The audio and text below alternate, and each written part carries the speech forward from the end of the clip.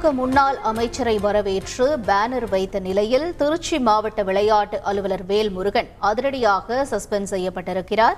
முக்கிய செய்தியாக பார்த்துக் கொண்டிருக்கிறோம். கூடுதல் தகவல்களை செய்தியாளர் தினேஷ் வழங்க கேட்கலாம். தினேஷ், வணக்கம். என்ன நடந்தது இந்த சம்பவம் தொடர்பாக?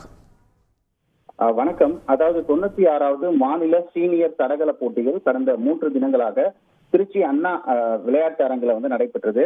இதுல பார்த்தோம்னா இதுல தொடர்ந்து பல்வேறு அகாடமிகள், குறிப்பாக சொல்ல வேண்டும் என்றால் சிவிபி அகாடமி மற்றும் காவல்துறை, வருமான வரித்துறை, ரயில்வே துறை உட்பட பல்வேறு அகாடமிகளை சேர்ந்த விளையாட்டு வீரர்கள் பங்கு பெற்றனர்.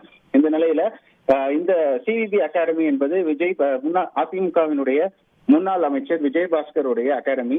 இந்த அகாடமி இந்த விளையாட்டு போட்டிகளை கலந்து கொண்டு ஒட்டுமொத்த சாம்பியன்ஷிப் பட்டத்தையும் வென்றது. இந்த நிலையில விஜயபாஸ்கரை வரவேற்று இந்த அண்ணா விளையாட்டு அரங்கம், அதாவது டிவிஎஸ் டோல்கேட் பகுதியிலிருந்து அண்ணா விளையாட்டு அரங்கம் வருகை பார்த்தோமே ஆனால் அவரை வரவேற்று பேனர்களானது வைக்கப்பட்டிருந்தது.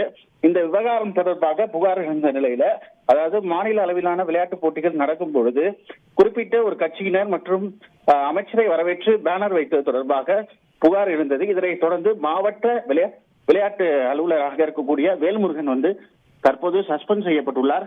அவருக்கு பதிலாக தற்காலிகமாக விடுதி காப்பாளராக இருக்கக்கூடிய கண்ணன் பொறுப்பேற்றுக் கொண்டிருக்கிறார். இந்த விவகாரம் தற்போது திருச்சியில் வெறும் பரபரப்பை ஏற்படுத்தியுள்ளது.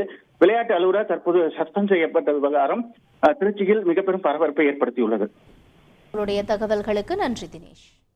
காஃபி வித் கடவுள் இனி எல்லா நாளும் இனிய நாளே. 3 பக்தி தொடர்கள் எளிய தமிழில் தினமும் காலை 6 மணி முதல் 9 மணி வரை காண தவறாதீர்கள். உங்கள் தந்தி ஒன் தொலைக்காட்சியில்.